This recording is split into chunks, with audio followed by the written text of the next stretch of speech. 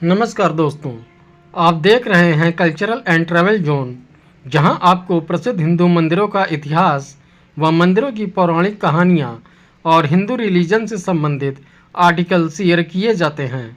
भारत व विदेशों में कई मां भगवती के मंदिर हैं जो अपने पौराणिक इतिहास व ख्याति के लिए प्रसिद्ध हैं।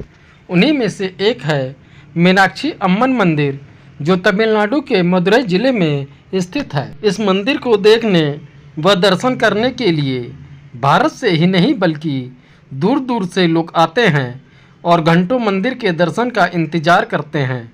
मां मीनाक्षी देवी को माता पार्वती का अवतार माना जाता है। मीनाक्षी देवी मंदिर 2500 साल पुराना है।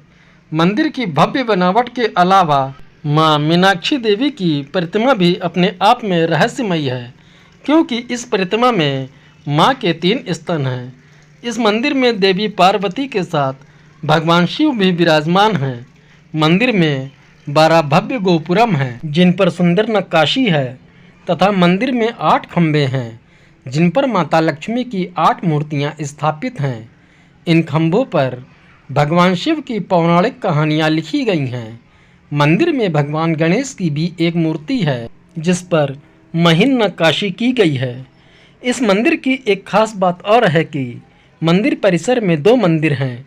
एक मंदिर माता मीनाक्षी मंदिर है, तो दूसरे मंदिर को प्रधान मंदिर कहा जाता है। माता मीनाक्षी देवी के एक हाथ में तोता है तो दूसरे हाथ में तलवार है। दूसरे मंदिर को सुंदरेश्वर देव का मंदिर कहा जाता है, जिन्हें भगवान शिव का अवतार माना गया है।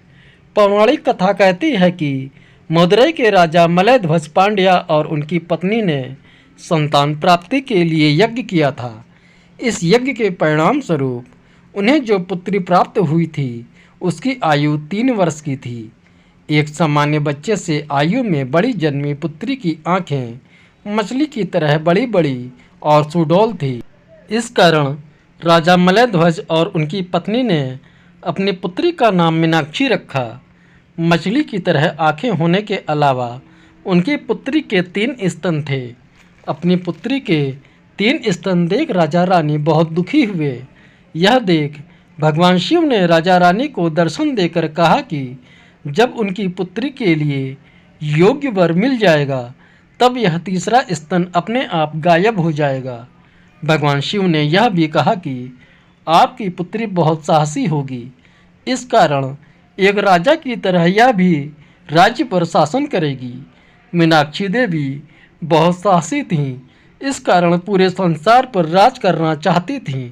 अपने उद्देश्य को पूरा करने के लिए मीनाक्षी देवी ने कई राजाओं के साथ साथ कई देवताओं को भी युद्ध में हराया था। अपने विजय रथ पर सवार होकर मीनाक्षी देवी एक दिन एक वन में पहुंची, जहां पर उन्हें एक युवा सन्यासी मिला। जब मीनाक्षी देवी इस युवा सन्यासी से मिली तो उनका तीसरा स्तन खुद ही गायब हो गया। स्तन के गायब होते ही उन्हें समझ में आ गया कि भगवान शिव के द्वारा कही गई बात के अनुसार यह सन्यासी उनका योग्य वर है। वह सन्यासी और कोई नहीं बल्कि भगवान शिव ही थे, और इस सन्यासी का नाम सुंदरेश्वर देव था। सुंदरेश्वर देव को देखकर मीनाक्षी देवी को स्मरण हुआ कि वे पहले भी इस युवक से मिल चुकी हैं, और उन्हें यह याद आ गया कि वे मां पार्वती का अवतार हैं और यह सन्यासी भगवान शिव का अवतार है। सन्यासी के साथ मीनाक्षी देवी वापस मदुरई पहुंची, जहां पर उनका विवाह सुंदरेश्वर देव से हुआ। यह आश्चर्यजनक मंदिर पूजा का वह स्थान है जो कि रहस्यों से भरा हुआ है, और यह मंदिर सदियों से इतिहासकारों और भक्तों को आकर्षित करता रहा है। मंदिर के अंदर एक हॉल है जो कि अद्भुत संगीतमय स्तंभों से सुसज्जित है। जब इन स्तंभों पर हल्के से प्रहार किया जाता है तो ये स्तंभ कई मधुर ध्वनियाँ उत्पन्न करते हैं। 19वीं शताब्दी की शुरुआत में एक ब्रिटिश इंजीनियर ने इन स्तंभों का रहस्य जानने के लिए एक स्तंभ को तोड़ दिया था, पर स्तंभ में कोई छिपी हुई व्यवस्था नहीं दिखाई दी। देखने वाले इस ध्वनिक चमत्कार को देखकर आश्चर्यचकित रह जाते हैं। मंदिर में मौजूद 1000 स्तंभों वाला यह हाल अपनी खूबसूरत वास्तुकला के साथ साथ अपनी शीतलता के लिए भी प्रसिद्ध है। मदुरै में जब चिलचिलाती गर्मी पड़ती है तब यह हाल पूरे दिन शीतलता बनाए रखता है। इसके निर्माण में इस्तेमाल की गई सामग्री और हाल के भीतर तापमान बनाए रखने के लिए इस्तेमाल की गई प्राचीन तकनीकों का निरंतर अध्ययन किया जाता रहा है। माना जाता है कि मीनाक्षी अम्मन मंदिर खगोलीय घटनाओं और ऊर्जाओं के साथ संरक्षित है। सटीक खगोलीय गणनाएं जिनके कारण ऐसे संरक्षण हुए और इनका इच्छित आध्यात्मिक महत्व चर्चा के विषय हैं और इन पर लगातार अध्ययन होता रहता है। मंदिर के हृदय स्थल में स्थित इसके गलियारों और प्रांगणों में कई रहस्य छिपे हुए हैं जो कि मीनाक्षी अम्मन मंदिर को आश्चर्य का स्थायी स्रोत बनाते हैं। मंदिर में 2 मुख्य मंदिर के अलावा कई दूसरे मंदिर भी हैं जहां भगवान गणेश, मुरुगन, माता लक्ष्मी, देवी रुक्मणी और सरस्वती माता की पूजा होती है। 45 एकड़ में फैले इस मंदिर के गुंबद की ऊंचाई 160 फीट है। मंदिर परिसर में एक तालाब भी है जिसे पोर्थमराईकुरम कहते हैं, जिसका अर्थ होता है सोने के कमल वाला तालाब। सोने का 165 फीट लंबा और 120 फीट चौड़ा कमल बिल्कुल तालाब के बीच में बना हुआ है। भक्तों की मान्यता है कि इस तालाब में भगवान शिव का निवास है। कहा जाता है कि मीनाक्षी देवी और सुंदरेश्वर देव का पाणी ग्रहण संस्कार स्वयं भगवान विष्णु ने करवाया था और भगवान विष्णु ने मीनाक्षी देवी के भाई की भूमिका निभाई थी और देवी का हाथ भगवान शिव के अवतार सुंदरेश्वर देव के हाथ में सौंप दिया था। इसलिए मंदिर में एक सुंदर चित्रांकन है जिसमें देवी के भाई भगवान विष्णु जी देवी का हाथ भगवान शिव के हाथों में सौंप रहे हैं। इस स्थान पर आकर नवविवाहित युगल अपने सुखमय दाम्पत्य जीवन की प्रार्थना करते हैं।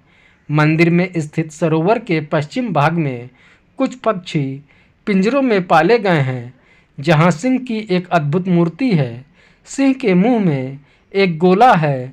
सिंह के मुंह में उंगली डालकर घुमाने पर वह गोला घूमता है जिसे देखकर हर कोई हैरान रह जाता है। मंदिर में अनेक उत्सव मनाए जाते हैं। प्रत्येक शुक्रवार को मीनाक्षी देवी तथा सुंदरेश्वर भगवान की स्वर्ण प्रतिमाओं को झूले में झुलाया जाता है। इसके दर्शन के लिए हजारों भक्तगण मंदिर में उपस्थित रहते हैं। चैत्र माह में मीनाक्षी देवी तथा सुंदरेश्वर भगवान का विवाहोत्सव बड़े धूमधाम से मनाया जाता है और मंदिर में पाणी ग्रहण के बाद दिव्य वर वधू की शोभा यात्रा निकाली जाती है। यह कार्यक्रम 12 दिन तक चलता है। माता मीनाक्षी देवी मंदिर अपनी विस्तृत संरचना, विशालता, भव्य गोपुरम, अपने रहस्यमय स्तंभों जिनको थपथपाने से मधुर ध्वनियाँ निकलती हैं, अमृतमय सरोवर, प्राचीन वास्तुकला से बनाई गई आश्चर्यजनक मूर्तियाँ, मंदिर के विशाल प्रांगण में बने अन्य मंदिरों के साथ साथ सुखमय अनुभवों के लिए विख्यात है। मंदिर में पूरे वर्ष भक्तगण और श्रद्धालुओं का आगमन होता रहता है। जय माता मीनाक्षी देवी, जय माता पार्वती, जय भोलेनाथ, हर हर महादेव।